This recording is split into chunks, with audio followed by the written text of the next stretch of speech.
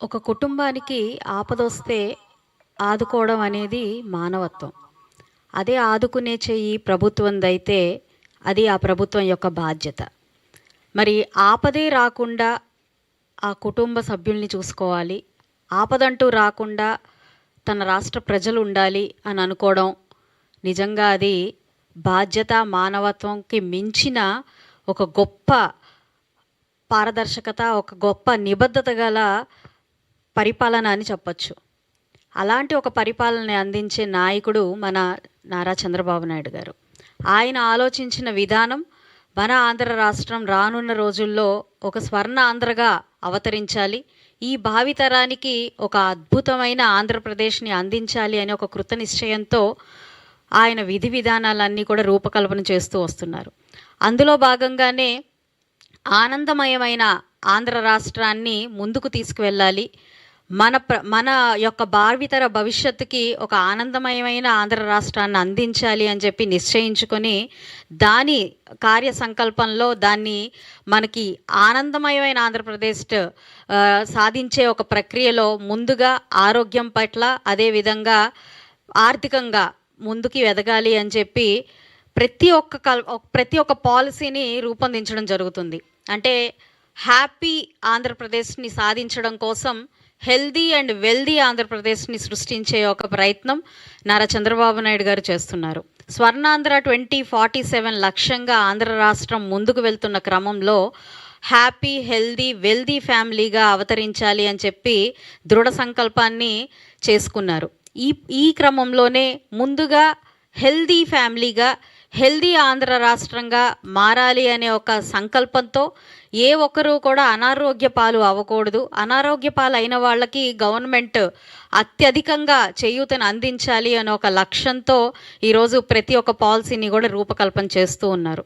అదే క్రమంలో ఈరోజు సంజీవిని ప్రాజెక్టు మన ఆంధ్ర రాష్ట్రంలో, మరి దేశవ్యాప్తంగా ఎక్కడా లేని విధంగా ఆరోగ్యాన్ని అందించాలి, ఆంధ్రప్రదేశ్ని తీర్చిదిద్దాలి అన్న ఒక సంకల్పంతో సంజీవిని అనే ఒక ప్రాజెక్ట్ని నారా చంద్రబాబు నాయుడు గారు రూపకల్పన చేయడం జరిగింది.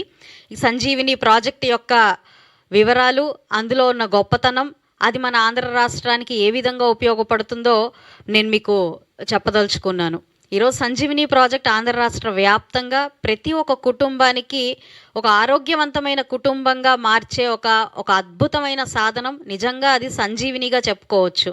అయితే అందులో చేస్తున్న ప్రోగ్రామ్స్, అందులో భాగస్వామ్యమైన విషయాలు ఏమంటే ముందుగా ప్రతి ఒక్క కుటుంబం ఏ ఒక్క అనారోగ్య పాలు అవ్వకుండా దాదాపుగా 42 నుంచి 72 పరీక్షల్ని ప్రతి ఒక్క కుటుంబ సభ్యునికి చేయడం, 104 వాహనం ద్వారా అక్కడ మొబైల్ టెస్ట్ ల్యాబ్ని ఏర్పాటు చేసి అక్కడ ఆ ప్రాంతంలో ఉన్న ప్రతి ఒక్క వ్యక్తికి ఈ యొక్క పరీక్షలను అనేది నిర్వహించి వారు దీర్ఘకాలికంగా ఇబ్బంది పడుతున్న అనేక రుగ్మతల మీద దృష్టి పెట్టి, అదేవిధంగా వారికి ఇంకా ఏదైనా సర్జరీలు కానివ్వండి, ఇంకా ఏదైనా హెల్త్ ఎయిడ్ కావాల్సి వస్తే అక్కడికక్కడే గుర్తించి వారికి తగు పరిష్కారాలని అందించే ప్రయత్నమే సంజీవిని ప్రాజెక్ట్ యొక్క ముఖ్య ఉద్దేశం, ముఖ్య లక్ష్యం. అయితే ఇది దాదాపుగా 42 నుంచి 75 బ్లడ్ టెస్టులతో పాటుగా అనేక సమస్యలు, అంటే క్యాన్సర్ సమస్యలు కానివ్వండి, రక్తనాళాల సమస్యలు కానివ్వండి, షుగర్ సమస్యలు కానివ్వండి, వీటి మీద ప్రత్యేకమైన దృష్టి సారించి అవి ముందుగానే గుర్తించినప్పుడు నిజంగా ఆ కుటుంబం మీద పడుతున్న అధిక భారాన్ని నివారించవచ్చు అనే ఒక అద్భుతమైన ఆలోచన చేయడం అనేది చాలా చాలా గొప్ప పరిణామం. ఈ క్రమంలోనే ముందుకు వెళ్తూ ఇక్కడ పైలట్ ప్రాజెక్ట్ కింద ఆంధ్ర రాష్ట్రంలో చిత్తూరు, కుప్పం ప్రాంతాల్లో పైలట్ ప్రాజెక్ట్ సంజీవినిని ప్రారంభించడం జరిగింది. ఆ సంజీవిని ప్రాజెక్ట్ నేపథ్యంలోనే దాదాపుగా జూలై 2025లో ఈ సంజీవిని ప్రాజెక్టుని స్టార్ట్ చేసి ఇప్పటికే దాదాపుగా 19 లక్షల మందికి ఈ యొక్క ఉచిత టెస్టుల్ని నిర్వహించి ఎందరినో ముందుగానే ఈ యొక్క రోగాల బారిన పడకుండా ముందుగానే వారికి ఈ చికిత్సను అందించి వారి మీద ఒక ఆర్థిక పెను భారాన్ని నుంచి రక్షించడం జరిగింది.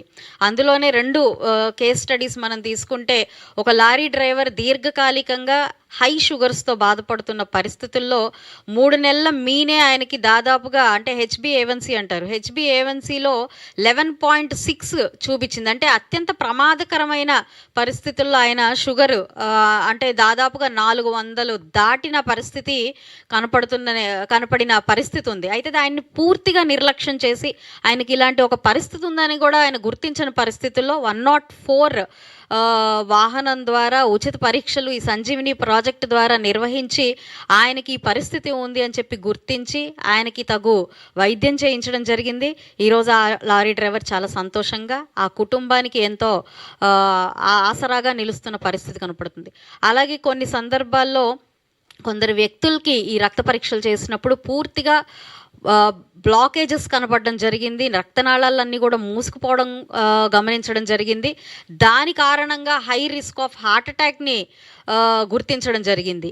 ఇది వెంటనే అక్కడ వీడియో కాన్ఫరెన్స్తో వీడియో అసిస్టెన్స్తో డాక్టర్ గారిని సంప్రదించి వారికి అక్కడికక్కడే దానికి ఎలాంటి పరిష్కారాన్ని తీసుకోవాలి, దానికి అనుగుణంగా వాడాల్సిన మందులేంటి అని కూడా ఈ యొక్క వీడియో అసిస్టెన్స్ ద్వారా కూడా డాక్టర్తో చేయించడం జరిగింది. అంటే ఇక్కడ పూర్తిగా ప్రతి ఒక్కరికి కూడా వైద్య పరీక్షలు చేయిస్తూ వారు ఎదుర్కొంటున్న సమస్యల్ని అక్కడికక్కడే ఏఐ ద్వారా కానివ్వండి, డేటా సెంటర్స్ ద్వారా కానివ్వండి, డిజిటలైజేషన్ ద్వారా కానివ్వండి, డిజిటల్ మానిటరింగ్ ద్వారా కానివ్వండి, లేదు అనంటే వీడియో రూపంలోనే ప్రొఫెషనల్ డాక్టర్స్తో వారికి అనుసంధానం చేయించి వారితో వీడియో కాల్ రూపంలోనే వారికి డైరెక్షన్స్ ఇచ్చి ట్రీట్మెంట్ ఇచ్చే పరిస్థితి తీసుకురావడం జరిగింది.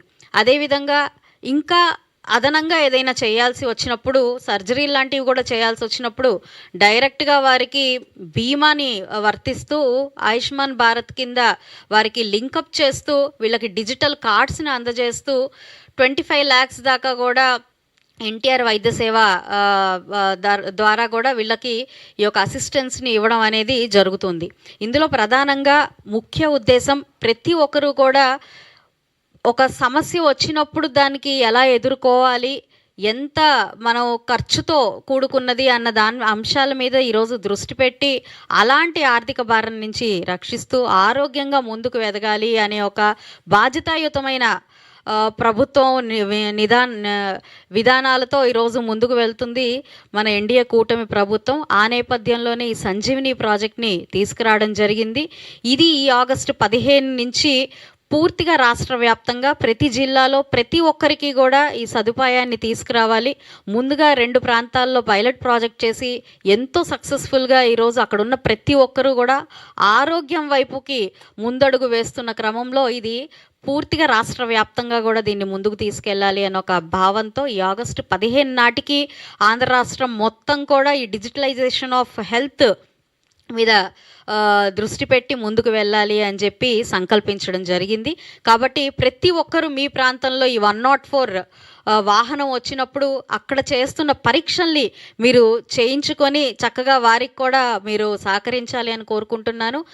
ఏదో పరీక్షలు చేశాం, పలానా సమస్య ఉంది అని చెప్పి అక్కడతో వదిలేయకుండా ఇది పూర్తిగా కూడా ఒక బాధ్యతాయుతంగా పరీక్షలు నిర్వహించినప్పటి నుంచి కూడా ఆరోగ్య సమస్య నుంచి నివారణ వచ్చేదాకా కూడా ప్రభుత్వం మనకి మీ వెన్నంటే ఉంటుంది అని చెప్పి సంజీవిని ప్రాజెక్ట్ మనకి చెప్తూ ఉంది.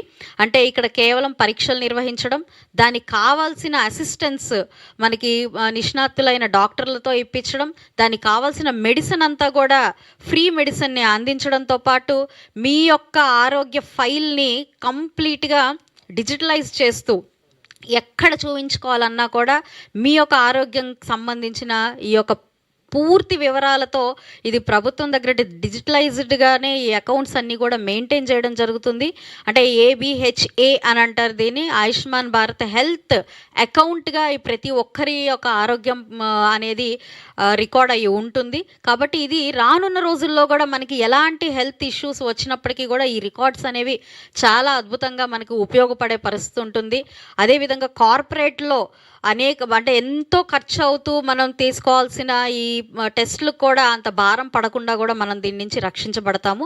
అదేవిధంగా ఈరోజు మనం హెల్త్ డిజార్డర్స్లో అనేకంగా మనం చూస్తున్న వాటిల్లో అత్యధికంగా ప్రమాదకరంగా అదేవిధంగా ఆర్థికంగా కూడా కుంగిపోయేలాగా చేస్తున్న ప్రధానమైన సమస్య క్యాన్సర్ లాంటి సమస్యలకి ఇది ఎంతో ఎంతో ఉపయోగపడే ఒక పరిస్థితి. సంజీవిని ప్రాజెక్ట్ నిజంగా క్యాన్సర్ పేషెంట్లకి, క్యాన్సర్ బారిన పడి ఇబ్బంది పడుతున్న వాళ్ళకు కూడా ముందే తెలుసుకొని స్క్రీన్ టెస్టులు చేయించుకొని దీని నుంచి బయటపడే ఒక అద్భుతమైన అవకాశం మనకి సంజీవిని ప్రాజెక్ట్ ద్వారా గౌరవ చంద్రబాబు నాయుడు గారు మన రాష్ట్ర ప్రభుత్వం అందించబోతూ ఉంది. దీన్ని ప్రజలందరూ కూడా సద్వినియోగపరచుకోవాల్సిందిగా కూడా నేను కోరుకుంటున్నాను. అదేవిధంగా కూటమి ప్రభుత్వం ఏర్పడినప్పటి నుంచి కూడా 108 అంటే అత్యవసర వైద్య సేవా విధానాలు కూడా చాలా చాలా మెరుగుపరుస్తూ దాదాపుగా 300కు పైగా 108 వాహనాల్ని అత్యాధునిక వ్యవస్థీకృతంతో ఈరోజు మనకి అందుబాటులోకి తీసుకొచ్చి ఒక వెహికల్ ఒక ఇన్సిడెంట్ జరిగిన తర్వాత 108 వాహనం రావడానికి మరి మనం చూసాం గతంలో ఎంతో కాలం పట్టేది, ఎంతో సమయాన్ని పట్టేది. దాదాపుగా కొన్ని సందర్భాల్లో ప్రాణాలు కోల్పోయే పరిస్థితి కూడా వచ్చేది. కానీ ఇప్పుడు నేటి పరిస్థితి తీసుకుంటే అది ఎంతో సమర్థవంతంగా ఈరోజు నిర్వహిస్తూ ఉన్నారు. 108 వాహనం అనేది నిజంగా ఎక్కడ ఒక ఇన్సిడెంట్ జరిగిన క్షణాల్లో అక్కడికి వెళ్ళే పరిస్థితి కూడా ఈరోజు ప్రభుత్వం చేపడుతున్న అనేక మంచి విధానాల్లో ఇది కూడా ఒకటి అని మనం చెప్పుకోవచ్చు. కాబట్టి అందుకే నేను ఎప్పుడు చెప్తూ ఉంటాను, ఒక పొలిటికల్ లీడర్ నెక్స్ట్ ఎలక్షన్ గురించి ఆలోచిస్తారు, కానీ కేవలం ఒక లీడర్ మాత్రమే, ఒక నిజమైన నాయకుడు మాత్రమే, ఒక విజనరీ లీడర్ మాత్రమే ఒక నెక్స్ట్ జనరేషన్ గురించి ఆలోచిస్తారు. ఈరోజు ఈ యొక్క విధానాల్ని ఒక సమస్య వచ్చినప్పుడు హెల్త్ అసిస్టెన్స్ ఇస్తే సరిపోతుంది మనకు, లేదంటే ఒక సిఎంఆర్ఎఫ్ ఇస్తే సరిపోతుంది అన్న దాని దగ్గరే ఆగిపోకుండా మన భావితర భవిష్యత్తుకి ఒక ఆరోగ్యకరమైన ప్రాంతాన్ని అందించాలి, ఆరోగ్యకరమైన విధానంతో మనం ముందుకెళ్ళాలి అని ఆలోచించే ఒక నాయకత్వం, ఒక విజనరీ నాయకత్వం నిజంగా చంద్రబాబు నాయుడు గారి సొంతం అని చెప్పుకోవాలి. కూటమి ప్రభుత్వం నిజంగా ఈ యొక్క విధానాల్ని ముందుకు తీసుకెళ్తున్నందుకు ఆంధ్ర రాష్ట్ర ప్రజలు అదృష్టవంతులుగానే భావిస్తూ ఉన్నాను. ఎక్కడా కూడా దేశంలో ఇలాంటి విధానం ఇంతవరకు లేదు. ఒక విప్లవాత్మకమైన విధానంగా మనం ఈ సంజీవిని ప్రాజెక్ట్ని చెప్పుకోవచ్చు. కాబట్టి ఈ నేపథ్యంలో గౌరవ చంద్రబాబు నాయుడు గారు దీన్ని ఆలోచన చేసి రాష్ట్ర వ్యాప్తంగా ముందుకు తీసుకెళ్తూ, ఎంతో ఖర్చు అవుతున్నప్పటికీ కూడా దీన్ని ముందుకు తీసుకెళ్తూ ప్రతిష్టాత్మకమైన గేట్స్ ఫౌండేషన్ ద్వారా వారి ఆధ్వర్యంలో వారి యొక్క సహాయ సహకారాలతో ఈ యొక్క విధానాన్ని ముందుకు తీసుకెళ్తున్నందుకు చంద్రబాబు నాయుడు గారికి, అదేవిధంగా మన ఆరోగ్య శాఖ మంత్రివర్యులు సత్యకుమార్ యాదవ్ గారికి ఈ సందర్భంగా ప్రజల తరపు నుంచి కూడా కృతజ్ఞతలు చెప్తూ రానున్న రోజుల్లో ఆగస్టు 15 నాటికి ఆంధ్ర రాష్ట్ర వ్యాప్తంగా సంజీవిని ప్రాజెక్ట్ కింద ప్రతి ఒక్కరు కూడా డిజిటలైజ్డ్ అవ్వాలని, ప్రతి ఒక్క వ్యక్తి హెల్త్ అకౌంట్ అనేది ప్రతి ఒక్కరికి ఇది అవ్వాలని, అకౌంటబిలిటీలోకి వెళ్ళాలి అని చెప్పి కోరుకుంటూ మరొకసారి మన కూటమి ప్రభుత్వం ఎప్పుడు కూడా ప్రజల యొక్క సంక్షేమం కోసం, అభివృద్ధి కోసం, ఆరోగ్యం కోసం, ఆనందం కోసమే ముందుకు వెళ్తుంది అని చెప్పడంలో ఎంతో గర్విస్తూ మరొకసారి అందరికీ సెలవు.